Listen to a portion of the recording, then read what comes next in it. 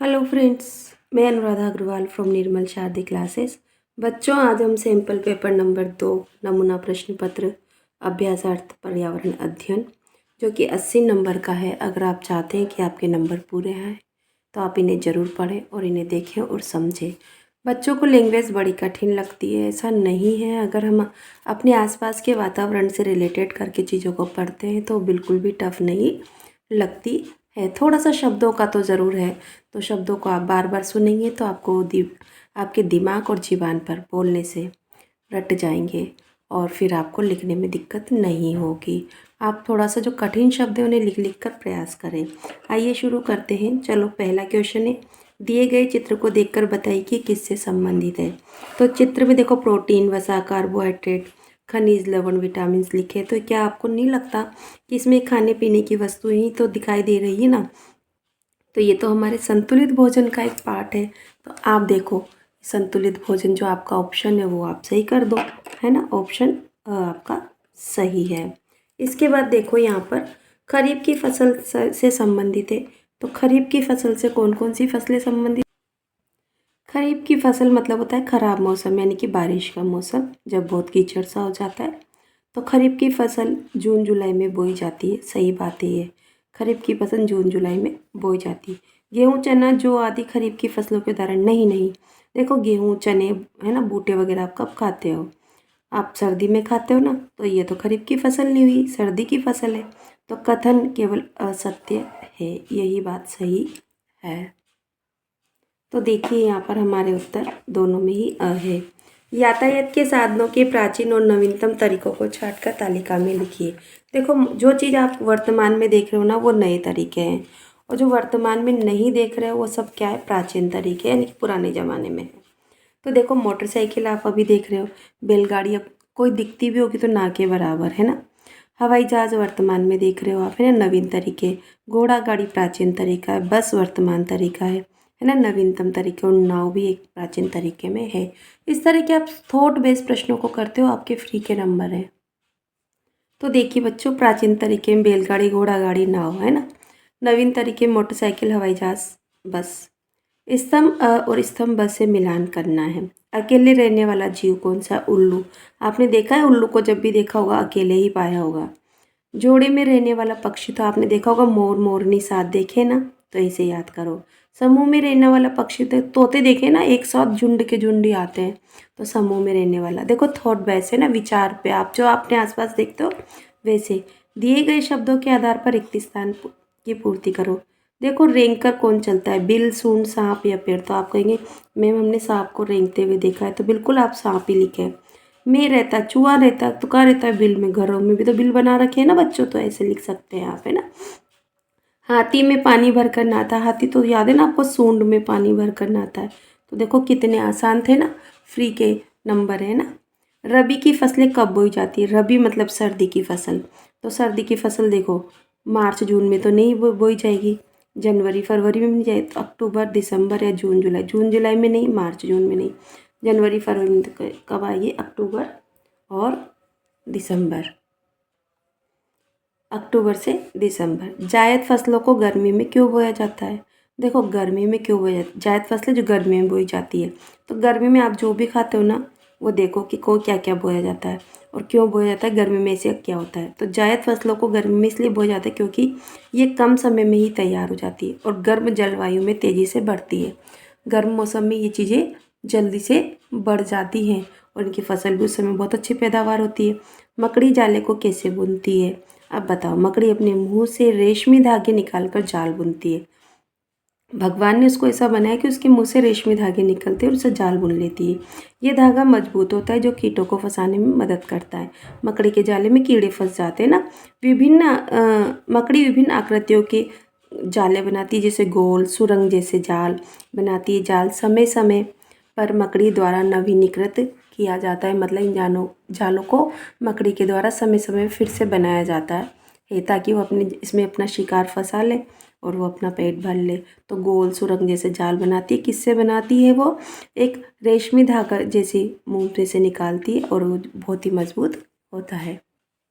अब देखो बच्चों, भारत के मानचित्र में निम्न राज्यों को दर्शाओ। तो गुजरात का है, तो देखो हमारा राजस्थान है, राजस्थान से जस्ट नीचे क्या है हमारा गुजरात। तो आप ये लिख दो गुजरात, जहाँ जगह है वहाँ पूरा लिख दो, है ना, एरो बना दो कि ये गुजरात है आपका।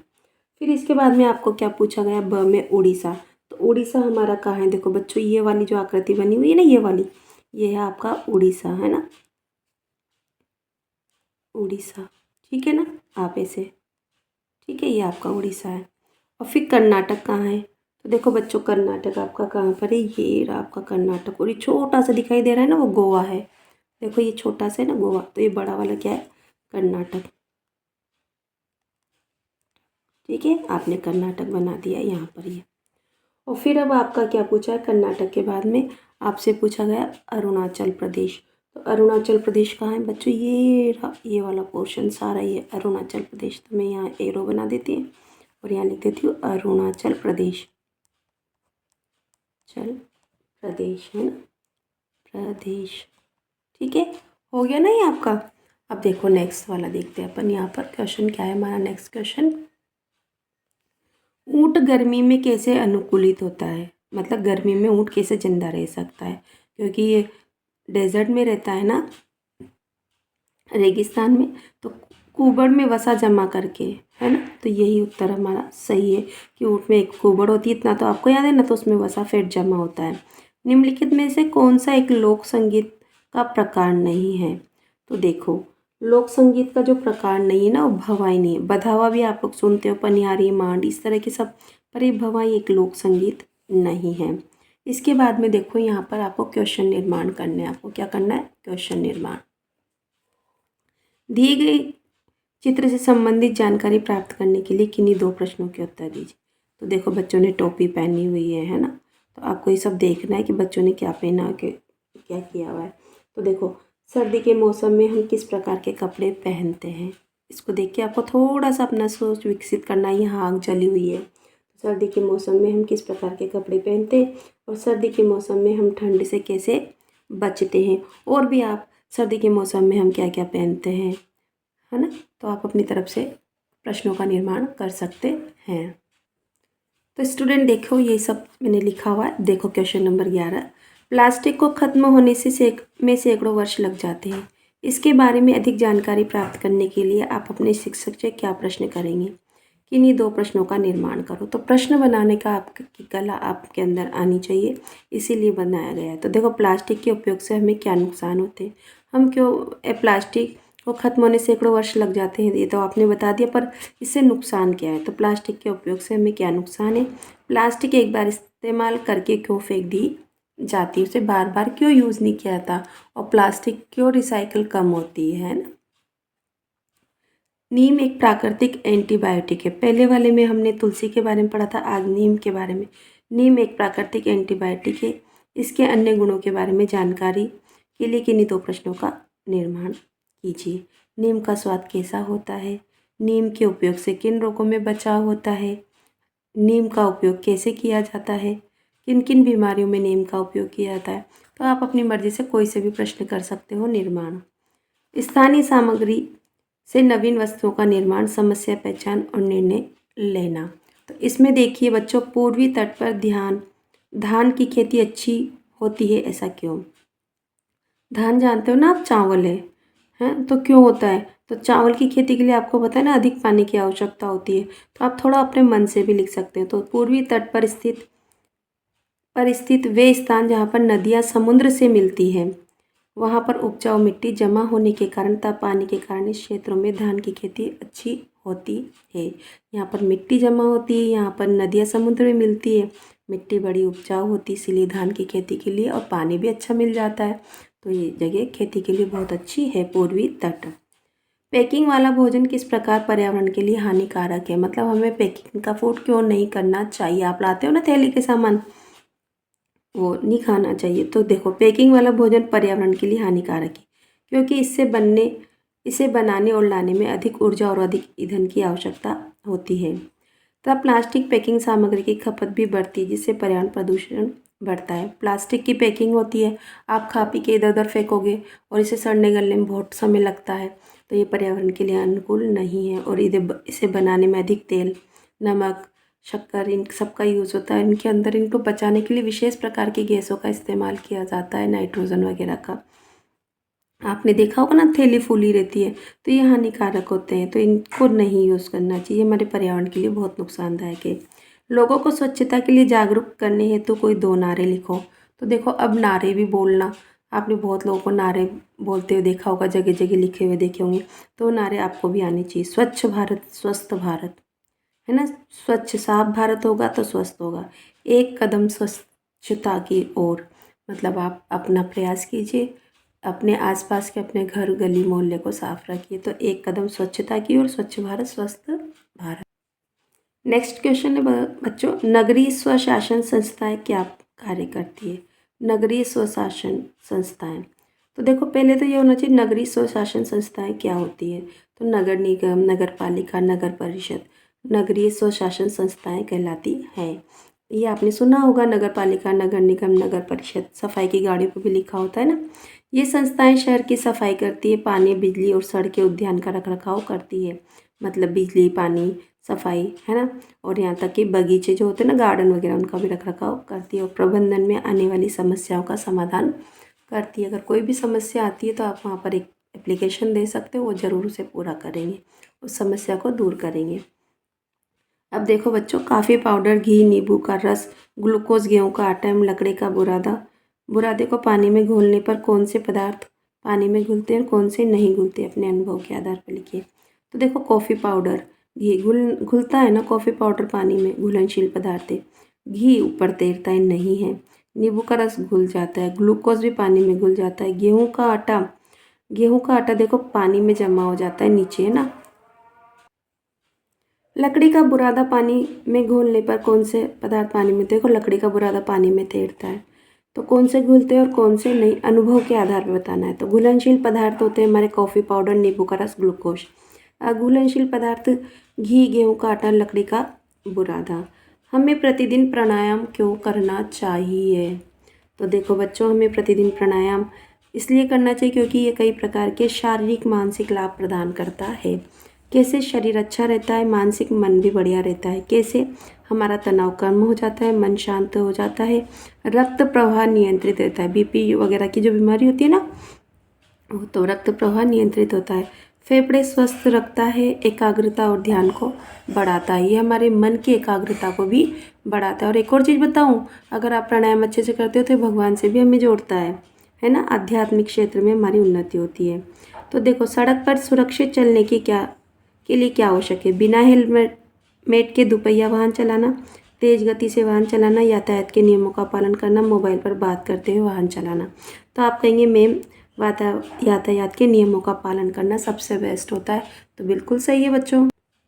आगे चलो, कोई भी सामाजिक आयोजन समाज के सभी लोगों के सहयोग से पूरा होता है। अपनी राय व्यक्त कीजिए। तो देखो, हम कोई भी सामाजिक आयोजन, मतलब जैसे हम शादी ब्याह वगैरह करते हैं, कथा भागवत वगैरह करते हैं, या और भी बहुत सारी चीज़ें होती है, खेल कूद का आयोजन वगैरह, तो ये सामाजिक आयोजन कहलाते हैं। तो सामाजिक आयोजन समाज के विभिन्न लोगों के सहयोग से पूरे होते हैं। जैसे कि जिसमें किसान अनाज देता है, हलवाई मिठाई बनाता है, बड़े मंडप बनाता है, और सफाई कर्मचारी स्वच्छता सुनिश्चित करता है, यानी कि साफ सफाई करते हैं सफाई कर्मचारी। तो ये एक दूसरे के सहयोग से ही कोई भी आयोजन अच्छे से पूरा होता है। ट्रैफिक सिग्नल की 3 बत्तियों के क्या संकेत करती है बताइए? तो ट्रैफिक सिग्नल की 3 बत्तियाँ, लाल बत्ती क्या कहती है? हमें रुकने का संकेत देती है। पीली बत्ती हमें रुकने के को तैयार होने के लिए कहती है, और हरी बत्ती कहती है कि चलने का संकेत देती है, अब चलो। लाल कहती है रुको, पीली कहती है रुकने के लिए तैयार हो जाओ, और हरी बत्ती कहती है कि आगे बढ़ो, चलने का संकेत देती है। आगे चलो, इंटरनेट को सुरक्षित उपयोग करने के लिए हमें कौन से उपाय अपनाने चाहिए? इंटरनेट का यूज़ करते हो ना, बहुत ज़्यादा नेट का यूज़ करते हो आप लोग मोबाइल में, तो उनकी में भी सुरक्षा होती है, क्योंकि उससे भी नुकसान होता है हमें। तो देखो, निजी जानकारी को अनजान लोगों से साझा न करें, संदिग्ध ईमेल या लिंक पर क्लिक न करें, मजबूत जटिल पासवर्ड का उपयोग करें। आपका पासवर्ड बहुत मजबूत जटिल होना चाहिए, और अपना पासवर्ड कभी किसी को नहीं बताना चाहिए, और ना ही अपनी पर्सनल जानकारी इंटरनेट पे शेयर करनी चाहिए। आपकी सहेली प्रीति बस से स्कूल जा रही है और बैठने के लिए जगह ना मिलने पर उसे गुस्सा आ गया। आपको क्या करना चाहिए? प्रीति को गुस्सा करने देना चाहिए, प्रीति के गुस्से को शांत करना चाहिए, प्रीति से लड़ना चाहिए, प्रीति को बस से उतार देना चाहिए। तो वही प्रीति के गुस्से को शांत करने का प्रयास करना चाहिए, है ना, गुस्से को शांत करना चाहिए। गोविंद गुरु ने अपने अनुयायियों को क्या संदेश दिया और समाज से क्या आकांक्षा रखी? गोविंद गुरु ने महर्षि दयानंद से प्रेरित होकर अपने अनुयायियों को अहिंसा और आत्मनिर्भरता का संदेश दिया। अहिंसा मतलब जीवों की अनावश्यक हत्या ना करें, आत्मनिर्भर मतलब अपने आप पर डिपेंड रहे, है ना। तो ये संदेश दिया। किससे प्रेरित हुए थे ये? महर्षि दयानंद सरस्वती से प्रेरित हुए थे। कौन? गुरु गोविंद सिंह, है ना। वे चाहते थे कि समाज शिक्षा ग्रहण करे, समाज का प्रत्येक व्यक्ति शिक्षित हो, शराब और बुरी आदतों को त्याग दे और अपनी संस्कृति को मजबूत करे। जो अपनी परंपराएं है ना, अपनी चीज़ें, अपना पहनावा, अपनी भाषा, उनको मजबूत करे। परंतु यह बात अंग्रेजी सरकार और स्थानीय जमींदारों को स्वीकार नहीं थी। गुरु गोविंद सिंह ने बहुत अच्छी अच्छी शिक्षाएं दी थी, आत्मनिर्भर बनने का, अहिंसा करने का, शिक्षित होने का, शराब और बुरी आदतों को त्यागने का। और ये कहा कि जो जैसे अपन है ना, अपनी संस्कृति उसे बहुत अच्छे से अपनाओ और उसी पर चलो। पर ये चीज़ें स्थानीय लोगों को भी समझ नहीं आई और अंग्रेजी सरकार को भी ने भी इस चीज़ को स्वीकार नहीं किया। और इसके फलस्वरूप आपको पता है ना उनके साथ क्या किया गया। इस तरह से हमने एक सारा जो भी था वो कंप्लीट कर लिया। ये मॉडल टेस्ट पेपर नंबर 2 है पर्यावरण अध्ययन का। अगर हमारा पढ़ाया वो आपको पसंद आता है तो वीडियो को लाइक कीजिए, शेयर कीजिए। चैनल पर नए हैं तो चैनल को सब्सक्राइब कीजिए। Thank you for watching my channel. Thank you.